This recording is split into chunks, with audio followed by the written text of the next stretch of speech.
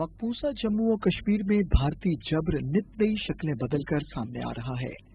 Article 370 की मनसूखी के बाद एक जानिब तो गैर कश्मीरियों को बड़ी तादाद में कश्मीर के डोमिसाइल दिए गए और दूसरी जानिब कश्मीरियों को बेबुनियाद बहानाबाजी से नौकरियों से अलग किया जा रहा है। भारत दरअसल 5 अगस्त के इक़दाम के बाद भी महज धौंस, धांधली और जबर से कश्मीरियों को हाँकने पर मजबूर है, क्योंकि ऐसा नहीं हुआ जैसा भारत ने चाहा था। अगर अमीख नजर से जायजा लिया जाए तो 5 अगस्त 2019 का इक़दाम कागज पर लिखी एक तहरीर से ज्यादा हैसियत नहीं रखता। लोगों की नौकरियां छीनने के लिए दहशतगर्दी से ताल्लुक का बहाना गढ़ा जा रहा है। ये राजिया सुल्तान एक लेडी टीचर है। हैरत अंगेज अमर यह है कि 20 साल पहले इसके वालिद को किसी ने कत्ल कर दिया था और इसे हमदर्दाना अंदाज में ये नौकरी दी गई थी। अब इसे बगैर सुने ही नौकरी से बर्खास्त कर दिया गया है। I am surprised, rather shocked to know about the termination of my services. I strongly object to the accusations, which are baseless and imaginary. I have been never involved in any undesirable or unlawful activity during my entire life. I request the state government to provide me the details as I absolutely know nothing about my case. सहाफी नजीर मसूदी का कहना है कि रियासती सरकार ने एक नई शिक मुतारिफ कराई है, जिसके जरिए मुलाजमीन को उनका मौक़िफ़ सुने बगैर ही नौकरी से फारिग किया जा रहा है। The employees say dismissal orders issued by the UT administration are unilateral and they were not given a chance to explain themselves. Since April this year, the JNK administration is invoking a law where no inquiry is required to sack an employee in the interest of security of state. इसके अलावा भी कश्मीर के बेशतर इलाकों में NIA के छापों में मुतअद्दिद अफराद को गिरफ्तार किया गया है।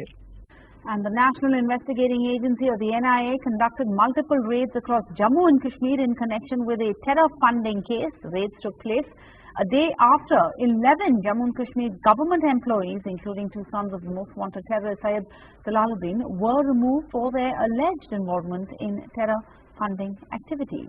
ये कश्मीरी कौम को खौफजदा करने के वही हरबे हैं जिनका तस्करा महबूबा मुफ्ती ने गुपकार मोदी मीटिंग के बाद मीडिया से गुफ्तगू करते हुए किया था। और जम्मू कश्मीर में जो सख्ती है, जो पकड़ दकड़ है, जो मारपीट का माहौल है, जिस तरह से भी बात की नहीं होती है तो उसको UAPA लगाया जाता है। अभी कोई सांस ले नहीं पाता है, जर्नलिस्ट को तंग किया जाता है, सबको तंग किया जाता है। ये सख्ती बंद होनी चाहिए। खासकर मैंने ये कहा कि जम्मू कश्मीर के लोग बहुत मुसीबत में हैं, बहुत तंग आ गए हैं, उनके लिए सांस लेना मुश्किल हो गया है। अगर जोर से सांस भी लेते हैं पकड़ के लेके उनको जेल में डाला जाता है। याद रहे कि गुपकार मोदी मीटिंग के बाद उमर अब्दुल्ला ने भी 5 अगस्त के इक़दाम को मुस्तरद कर दिया था। हमने तो अपनी पार्टी की तरफ से वज़ीर आज़म साहब को और सबको कहा कि जहाँ तक 5 अगस्त 2019 का फैसला है या जो किया गया, हम उसके साथ नहीं हैं, हम उससे सहमत नहीं हैं, हम उसको कबूल करने के लिए तैयार नहीं हैं।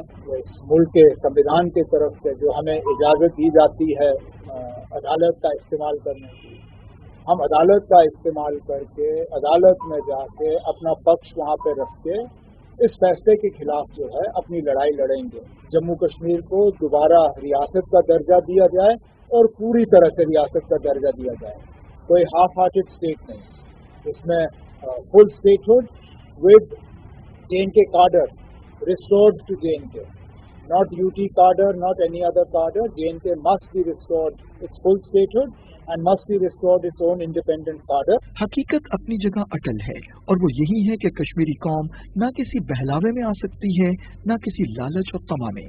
जिस इस्तेस्वाब के लिए इसने लाखों बेटे कुर्बान किए हैं, भारत को एक न एक दिन कश्मीरी कौम का ये फैसला कबूल करना होगा, वगरना 10 लाख फौज इसे कश्मीर नहीं दिला सकी तो 5 अगस्त का कागज का टुकड़ा क्या मानी रखता है।